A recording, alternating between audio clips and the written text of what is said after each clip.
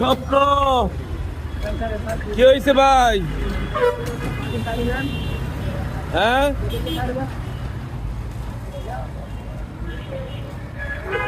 কি হইলো ভাই? হ্যাঁ, ব্যাটারি সমস্যা, ব্যাটারি সমস্যা। ঠিক আছে, সাইড করেন, আমরাও সহযোগিতা করতেছি, সমস্যা নেই। এই দাঁড়ান, এই কাভার ব্যান্ডটি ভাই বিপদে পড়ছে, রাস্তায় বন্ধ হয়ে গেছে আসাদ গেট।